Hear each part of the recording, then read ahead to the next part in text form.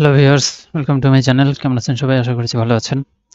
আজকে আমি আপনাদের জন্য একটি নতুন টিউটোরিয়াল নিয়ে আসলাম। আজকে আমি আপনাদেরকে দেখাবো আপনারা টেক্সটের মধ্যে যেকোনো ইমেজকে এইভাবে কিভাবে বসাবেন বা সেটআপ করবেন, যাতে করে আপনাদের এই ডিজাইনগুলো আরেকটু আকর্ষণীয় হয়। এই সকল ডিজাইন আপনারা লিফলেট, প্রসপেক্টাস, বিভিন্ন বিজ্ঞাপনে দেখে থাকবেন। এগুলো মূলত কাস্টমারকে আকর্ষণ করার জন্য তৈরি করা হয়।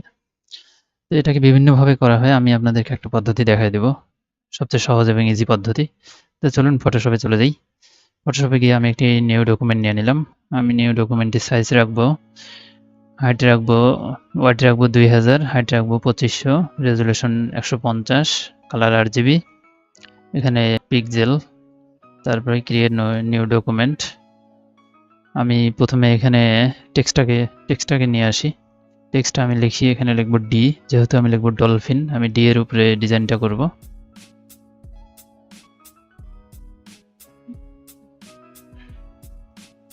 ডি, তারপরে আমি ছবিটা এখানে নিয়ে আসি।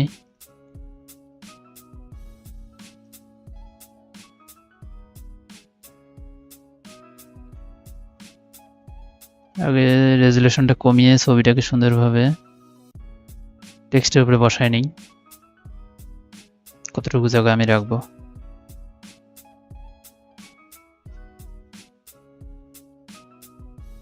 একটু ছোট করে নিতে পারি।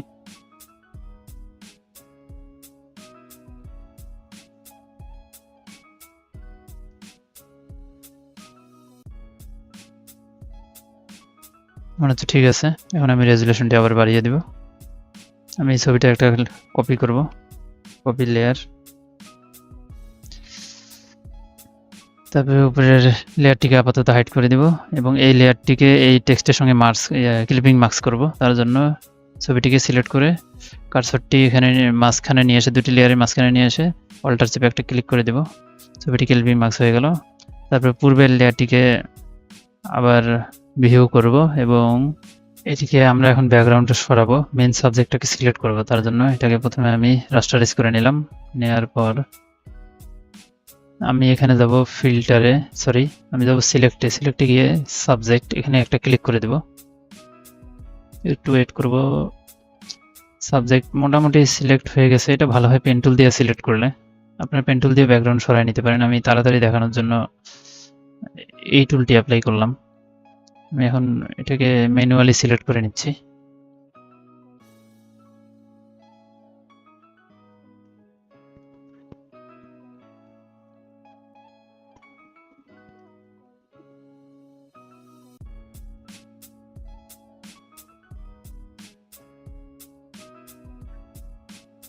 যে বন্ধুরা, যতটুকু প্রয়োজন মোটামুটিভাবে সিলেক্ট হয়ে গেছে। আপনারা প্রফেশনাল কাজ করার জন্য অবশ্যই পেন টুল ইউজ করবেন। এখানে আমি জাস্ট আপনাদেরকে দেখানোর জন্য এইভাবে করলাম। মূলত প্রফেশনাল কোনো প্রিন্টিংয়ের জন্য এভাবে কাজ না করাটাই ভালো। সেক্ষেত্রে সিলেকশনটার মধ্যে সমস্যা থাকতে পারে। আপনারা অবশ্যই পেন টুলে ব্যবহার করবেন। আমিও আমার কাজ পেন টুল দিয়েই করি। তো জাস্ট আপনাদেরকে দেখানোর জন্য, এবং এটাকে আমি সিলেক্ট ইনভার্স করে দেব। এবার বাইরের অংশটাকে সিলেক্ট করলাম। এখন বাইরের যে অংশটা সিলেক্ট হলো, জাস্ট ডিলিট চাপলে, কিবোর্ড থেকে ডিলিট চাপলে ডিলিট হয়ে যাবে। দেখেন ডিলিট হয়ে গেছে। ওই অংশটুকুর আমাদের প্রয়োজন ছিল না। এখন কন্ট্রোল ডি চেপে আমি এটাকে ডি সিলেক্ট করে দেব। তারপরে এই যে বাহিরের অংশটুকু আছে, এটাকে আমি এখন ইরেজার দিয়ে সুন্দরভাবে ফিনিশিং করব। এটা করার জন্য আমি যেটা করব, টেক্সট টুলটাকে সিলেক্ট করে কিবোর্ড থেকে কন্ট্রোল চেপে এখানে একটা ক্লিক করে দেব। দেখুন শুধু ডি অংশটাই সিলেক্ট হয়ে গেছে টেক্সটের, এবং এই বাইরের অংশটা ডিসিলেক্ট অবস্থায় আছে। এই বাইরের অংশটুকু আমরা কেটে দেব। কেটে দেওয়ার জন্য আমি এটার বাইরের অংশটাকে সিলেক্ট করব। করার জন্য এখানে একটা ক্লিক করে এখানে গিয়ে সিলেক্ট ইনভার্স করলাম। এখন বাইরের অংশটা সিলেক্ট হলো, যেটুকু আমরা কাটবো। ইরেজার টুলটি নিলাম, নেওয়ার পরে ছবিটিকে সিলেক্ট করলাম। করার পরে এখন আমি এটা কেটে দেব। দেখুন সুন্দরভাবে কেটে যাচ্ছে। বাড়তি অংশটুকু যতটুকু আমার সিলেক্ট করা ততটুকুই কাটবে। এখানে আমি এই লেজের অংশটায় এই পানিটুকু সরাই দেই, তাহলে ভালোভাবে জিনিসটা গোছানো মনে হবে।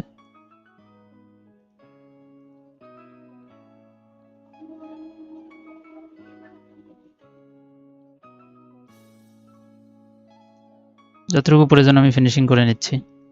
যত সময় নিয়ে কাজ করবেন তত ভালোভাবে কাজ সম্পূর্ণ হবে এবং সুন্দর দেখাবে, তত ফিনিশিং দেখাবে। ডিজাইনিং অবশ্যই ফিনিশিং ভালো রাখতে হয়। ব্যাস, আপাতত আমার কাজ এখানে শেষ। আমি এটাকে কন্ট্রোল ডি চেপে ডিসিলেক্ট করে দিলাম এবং আমি এখন এখানে একটা বর্ডার দিব টেক্সটের।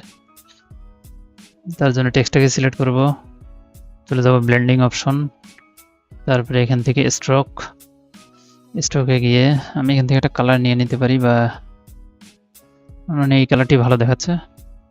হ্যাঁ, আমি এটাকে সিলেক্ট রাখলাম। এটা 16 আছে, আমি আচ্ছা 15 করে দিলাম, 15%। ওকে করে দিলাম। এটা বর্ডার নিয়ে নিলাম। আরেকটি শ্যাডো এখানে নিতে হবে। শ্যাডো নেওয়ার জন্য আবার ব্লেন্ডিং অপশনে গিয়ে ড্রপ শ্যাডো, এটা ক্লিক করে দিলাম। ড্রপ শ্যাডোটা অটোমেটিক ডিফল্ট যেটা আছে এটাই বেস্ট আছে, ওকে করে দিলাম। দেখুন সুন্দরভাবে জিনিসটাকে তুলে ধরার জন্য আমার ডিজাইনটি মোটামুটি রেডি হয়ে গেছে। এখন আমি বাকি টেক্সটগুলোকে অ্যাপ্লাই করব। তার জন্য এই 3টা লেয়ারকে আগে আমি স্মার্ট অবজেক্ট করে নিব। কনভার্ট টু স্মার্ট অবজেক্ট, 3টা লেয়ারকে সিলেক্ট করে রাইট বাটন ক্লিক করে কনভার্ট টু স্মার্ট অবজেক্ট। তারপর এটাকে আমি ছোট করে এখানে বসাই নিই।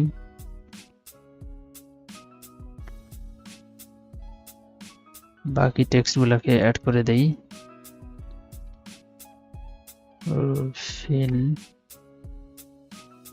ডলফিন আমি এই টেক্সটটাই রাখলাম। আচ্ছা, টেক্সটটা এখানে থাক। তারপরে আরেকটা টেক্সটকে এখানে অ্যাপ্লাই করি।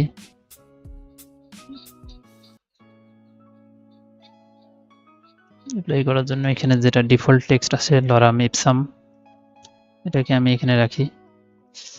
এটার টেক্সটটা একটু চেঞ্জ করে দেই।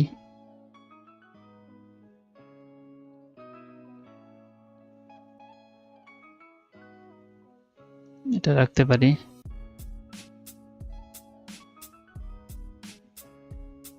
কালারটা চেঞ্জ করে দেই, এই কালারটা রাখি, দেখতে ভালো লাগতেছে, ম্যাচিং মনে হচ্ছে। এটা বোল্ড করা যাবে কি? আচ্ছা, বোল্ড একটু ছোট করে দেই। আমি যেভাবে করতেছি হুবহু যে এটাই করতে হবে এমন না, আপনার প্র্যাকটিসের সময় আপনারা অন্যভাবে রাখতে পারেন, ঘুরায় দেখতে পারেন টেক্সটটাকে আর কোথায় রাখলে ভালো দেখা যায়। যেমন টেক্সটটাকে আপনারা এইভাবে রাখতে পারেন। দেখুন, ওয়াও, নট ব্যাড, ভালোই লাগতেছে। দেখুন, এভাবে রাখতে পারেন আপনারা। তো ডিজাইন আসলে আপনাদের নিজের উপরে নির্ভর করবে, আপনারা জিনিসটাকে কিভাবে দেখতেছেন, কিভাবে ফুটিয়ে তুলতে পারবেন, এটা আপনাদের উপর নির্ভর করবে। সো আমি এভাবে রাখলাম। রাখার পরে বাকি আমি এটার নিচে একটি গ্রেডিয়েন্ট অ্যাপ্লাই করব। গ্রেডিয়েন্ট অ্যাপ্লাই করার জন্য আমি এই লেয়ারটি সিলেক্ট করে এই অপশনে ক্লিক করব। ক্লিক করে এখানে গ্রেডিয়েন্ট, এই যে এখানে একটা ক্লিক করে দেব। যখন গ্রেডিয়েন্ট চলে আসছে এই কালারটা নিব এবং এখানে আমি এই কালারটি নিব, হালকাটা। ওকে ওকে, এখন এই গ্রেডিয়েন্টটিকে আমি নিচে নিয়ে আসবো। নিচে আনার জন্য এটাকে আমার কনভার্ট টু স্মার্ট অবজেক্ট করতে হবে। আমি কনভার্ট টু স্মার্ট অবজেক্ট করে দিলাম। তারপর সিলেক্ট করব, কন্ট্রোল টি এখানে ধরবো, ধরে আমি শিফট চেপে ধরে এটাকে এভাবে আমি ড্র্যাগ করব। আমি এটাকে এ পর্যন্ত রাখবো।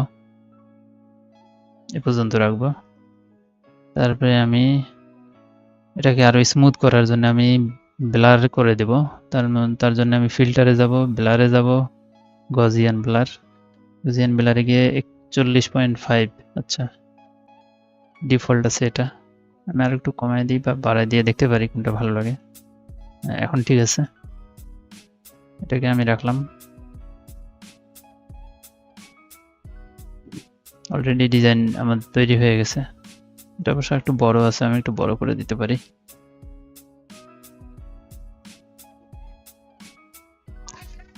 তবে আমি এখানে একটা টেক্সট অ্যাড করতে পারি।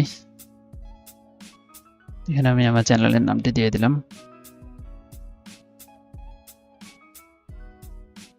এটাকে চিকন করে দেই, এটার কালারটা চেঞ্জ করে দেই।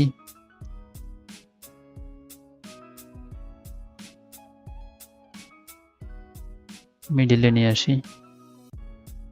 তারপরে আমি এখানে বাকি টেক্সটগুলো অ্যাপ্লাই করতে পারি।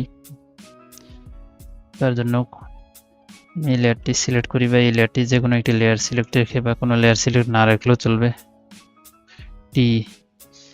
টেক্সট টুলটি সিলেক্ট করে ড্র্যাগ করে আমি কিছু লিখে নিয়ে নিব। আমি ডিফল্ট লেখাগুলো নিয়ে নিলাম এবং এগুলো আমি ছোটো করে দিই, সাইজটা ছোটো করে দিয়ে এগুলোকে সঠিক পজিশনে নিয়ে আসি, সব 0 করে দিই।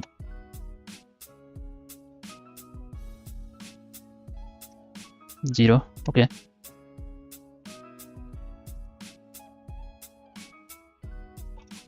একটু ছোট করে দিই লেখাগুলো, এখন ঠিক আছে।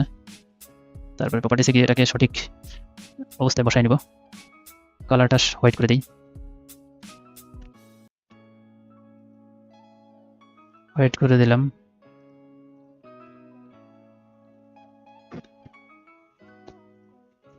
লেখাটাকে এখানে রাখবো, আমি নিচে আরো ইনফরমেশন দিতে পারি। কালারটা চেঞ্জ করি, এই কালারটা রাখি,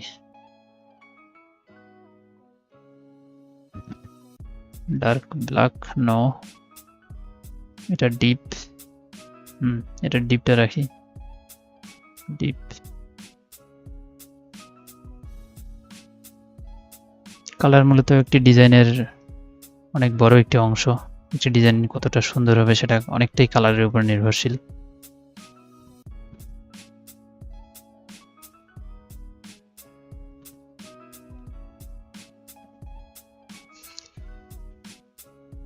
তো অলমোস্ট ডান আমাদের ডিজাইন, এটাকে আরেকটু বড় করে দিতে পারি, একটু নিচে নিয়ে আসি। এখানে আপনারা কোম্পানির লোগো অ্যাড করতে পারেন, user name, phone number, address আপনাদের প্রয়োজন অনুযায়ী। তো দেখুন বন্ধুরা, কত সহজে একটি অ্যাট্রাকটিভ ডিজাইন খুব সিম্পল ওয়েতে আমরা করতে পারলাম। এগুলো আমরা সোশ্যাল মিডিয়াতে পোস্ট করতে পারবো। তো বন্ধুরা, আজকের টিউটোরিয়াল এই পর্যন্তই। আগামীতে আপনাদের সঙ্গে আবার একটি নতুন ভিডিওতে দেখা হবে। ততক্ষণ পর্যন্ত ভালো থাকুন, আমার চ্যানেলটি সাবস্ক্রাইব করে বন্ধুদের সঙ্গে শেয়ার করে আমার সাথেই থাকুন। ধন্যবাদ, আসসালামু আলাইকুম।